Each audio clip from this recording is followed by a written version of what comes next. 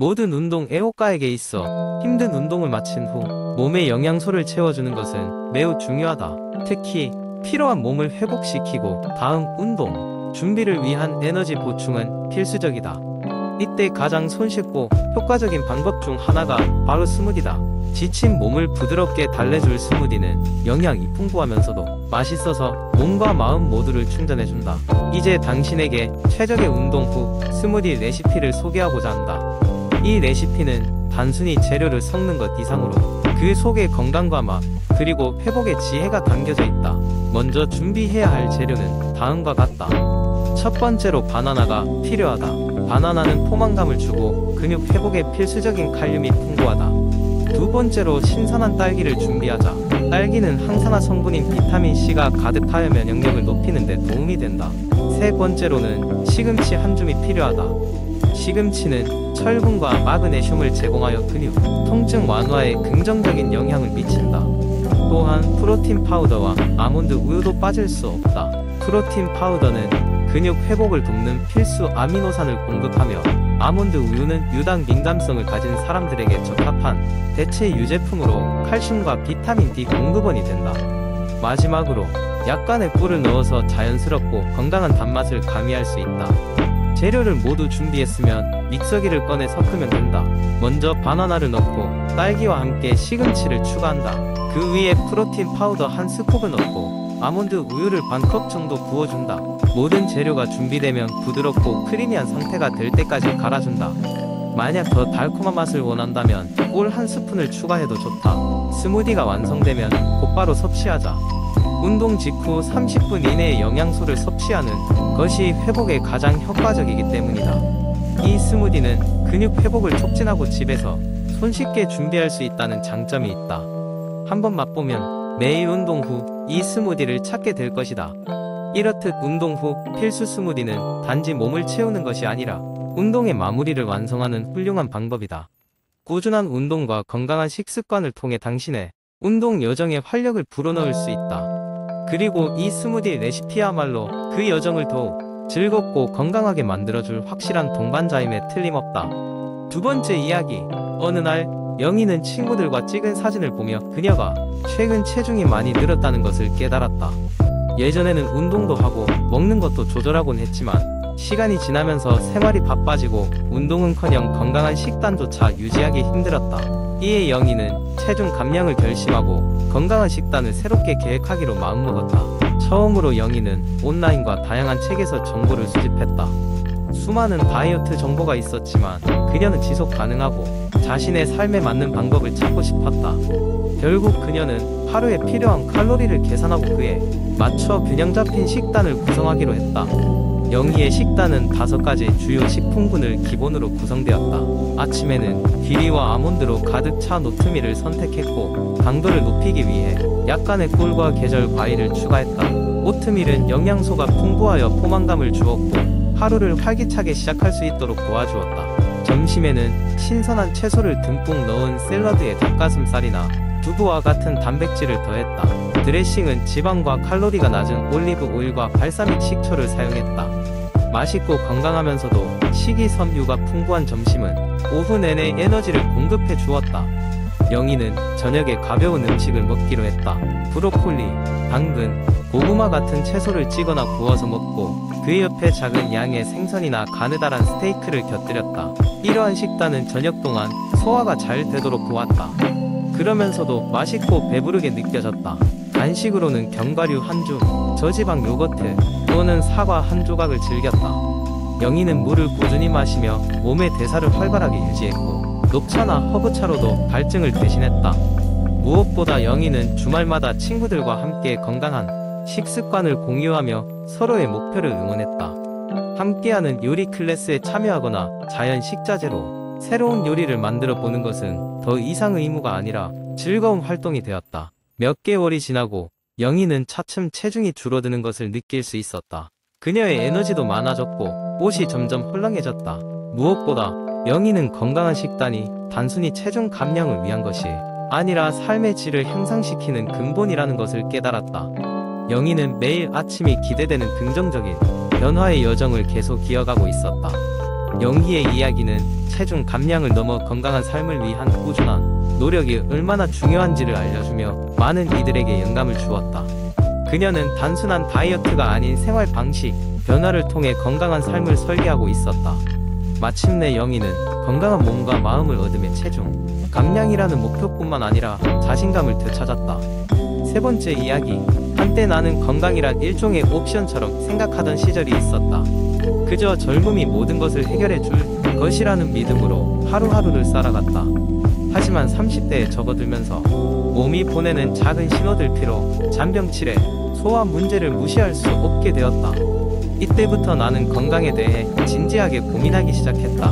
그 무렵 나는 슈퍼푸드라는 단어를 처음 접하게 되었다. 예전에 대학 시절에는 친구들과 햄버거와 피자로 끼니를 때우기 일쑤였지만 이제는 나의 식탁위에도 변화를 가져야 할 때라고 느꼈다. 인터넷을 통해 관련 정보를 찾아보기 시작했고 마침내 슈퍼푸드 리스트 건강에 좋은 음식 10가지란 기사를 발견하게 되었다. 리스트의 첫 번째는 블루베리였다. 블루베리는 항산화 물질이 풍부하여 면역력을 높이고 노화를 방지하는 데 도움이 된다고 한다. 나는 블루베리가 잠들기 전에 허브티와 함께 곁들이기 좋은 스낵이란 걸 깨달았다. 이렇게 나의 잠자리에 드는 의식은 좀 더 건강한 방향으로 변해갔다. 두 번째는 키노아였다. 키노아. 나는 이름만 들어도 이국적인 정치가 느껴졌지만 알면 알수록 매력적인 곡물이었다. 쌀 대신 키노아를 사용하여 밥을 해보니 그 고소한 맛과 식감에 가족 모두가 반하게 되었다. 비건 식단에 대한 관심이 많았던 나는 어느새 키노아를 자주 활용하게 되었다. 얼마 지나지 않아 리스트 속의 새콤달콤한 아보카도 역시 나의 사랑을 받게 되었다. 아보카도의 크리미한 식감은 샐러드의 다양성을 더해 주었으며 토스트 위에 슬라이스하여 아침 식사의 퀄리티를 올렸다. 아보카도의 좋은 지방은 오메가-3와 마찬가지로 심장 건강에 긍정적이었다. 또한 케일은 뛰어난 영양소 함유로 유명했으며 나는 다양한 요리에 케일을 추가하여 즐기기 시작했다. 어떤 날은 스무디에, 어떤 날은 스프나 볶음 요리에 넣어서 말이다. 처음에는 그 강한 맛 때문에 거리감을 느꼈지만 점차 매력적인 풍미를 발견하게 되었다. 오메가-3이 풍부한 아마 씨앗과 치아, 씨앗도 슈퍼푸드 리스트의 한 부분이었다. 아침에 요거트나 시리얼 위에 뿌려서 섭취하면 그날 하루가 건강해지는 느낌이 들었다. 더불어 이 작은 씨앗들은 신진대사를 돕고 두뇌 건강에도 유익하다고 하니 안 먹을 이유가 없었다. 또 다른 슈퍼푸드, 녹차를 빼놓을 수 없다. 녹차의 풍부한 폴리페놀은 항산화 작용을 통해 노화를 늦추고 체중 관리에도 도움을 준다. 티백을 이용한 간단한 녹차 한 잔이 주는 평화로움 속에서 나는 삶의 균형을 찾기 시작했다. 리스트를 하나씩 체크할 때마다 나의 생활은 작은 혁신들을 경험하게 되었다.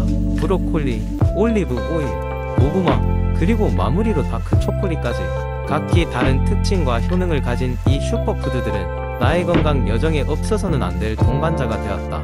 이제는 가족과 함께 다양한 슈퍼푸드를 활용하여 요리하는 즐거움도 알게 되었다. 배고픔을 달래는 것이 아닌 온전히 건강과 에너지를 위한 식단을 꾸리게 된 것이다. 그리고 어느새 슈퍼푸드에 대한 관심은 나만의 작은 프로젝트에서 나아가 주변 친구들에게도 작은 건강 혁명을 일으키게 했다. 이 글을 작성하는 지금도 나는 슈퍼푸드 리스트가 주는 무궁무진한 가능성을 탐구하고 있다. 건강은 더 이상 옵션이 아니라 일상에서의 필수적인 부분이 되었고 나는 그것이 가져다주는 긍정적인 변화를 매일 체험하고 있다. 네 번째 이야기. 어느 마을에 눈 건강을 중요시하는 한 남자가 살고 있었습니다. 그의 이름은 민수였고 어린 시절부터 시력이 좋지 않아 여러 번 불편한 상황을 겪어왔습니다. 그래서 그는 성인이 되어 자신의 눈 건강을 지키기 위해 다양한 방법을 연구하고 실천하게 되었습니다. 민수는 매일 아침 햇살이 부드럽게 스며드는 창가에 앉아 눈 운동을 시작했습니다. 심호흡을 하면서 눈을 좌우, 위아래로 천천히 움직이며 근육을 풀어주는 것이 그의 아침 일상의 시작이었습니다. 그는 이 간단한 운동이 눈의 피로를 줄여주고 혈액순환을 돕는다는 것을 알게 되었습니다. 그는 또 다른 습관을 들였습니다. 그것은 20-20-20 규칙이었습니다. 매 20분마다 화면에서 눈을 떼고 20피트 떨어진 곳을 20초간 바라보는 것이었습니다. 컴퓨터로 일을 해야 하는 시간이 많은 그는 이 규칙을 엄격하게 지켰습니다. 그렇게 함으로써 컴퓨터 화면에서 오는 블루라이트의 위험을 최소화할 수 있었습니다. 그리고 필요할 때는 블루라이트 차단 안경을 착용하기도 했습니다. 또한 민수는 건강한 식습관을 통해 눈 건강을 지키려고 했습니다. 그는 비타민 A, C가 풍부한 당근, 시금치 같은 녹황색 채소를 자주 섭취했습니다. 특히 오메가-3이 풍부한 생선을 자주 먹으려고 했는데, 이러한 영양소는 눈의 노화 및 손상을 방지하는 데 도움이 된다고 믿었기 때문입니다. 그는 물을 자주 마셔서 몸이 충분히 수분을 유지하도록 했습니다. 왜냐하면 눈이 건조할 경우 피로감이 더 쉽게 올 수 있었기 때문입니다. 건조한 환경에서는 가습기를 사용하거나 인공 눈물을 사용해 눈의 수분을 보충했습니다. 민수는 주말마다 자연을 즐기며 눈을 쉬게 하기 위해 산책을 즐겼습니다. 도시의 번잡함에서 벗어나 푸른 나무와 맑은 하늘을 바라보는 것이 눈뿐만 아니라 마음의 피로까지 풀어주는 효과가 있었기 때문입니다. 신선한 공기를 마시며 자연 속에서 걷는 동안 그는 다양한 색채가 눈에 미치는 긍정적 영향을 제대로 느끼곤 했습니다. 마을에 작은 책방을 운영하고 있는 민수는 또 다른 특별한 습관이 있었습니다. 그것은 자기 전 1시간 동안 모든 전자기기를 꺼두는 것이었습니다. 스크린에서 나오는 빛은 멜라토닌의 분비를 줄여 숙면을 방해한다고 생각한 그는 잠들기 전에는 종이로 된 책을 읽으며 하루를 마무리했습니다. 이는 눈에 부담을 주지 않는 동시에 깊은 휴식을 취할 수 있도록 도와주었습니다. 결국 민수는 건강한 눈을 유지할 수 있었을 뿐만 아니라 이러한 라이프 스타일이 삶의 질 전반을 향상시켰다는 것을 깨달았습니다. 그에게 눈 건강을 지키는 일은 단순히 시력을 보호하는 것에 그치지 않았습니다. 그것은 몸과 정신의 건강을 유지하는 데 중요한 일부분이 되었습니다. 그래서 민수는 마을 사람들에게도 눈 건강의 중요성을 알리기 시작했습니다. 눈에 피로가 쌓이지 않도록 규칙적인 생활과 건강한 습관을 권장했습니다. 그의 조언을 쉽게 실천할 수 있었던 사람들은 곧 생활의 여러 면에서 긍정적인 변화를 경험하기 시작했습니다. 민수의 이야기는 전해 내려오며 다른 마을의 사람들까지도 슬기로운 눈 건강 관리의 필요성을 깨닫게 해주었습니다.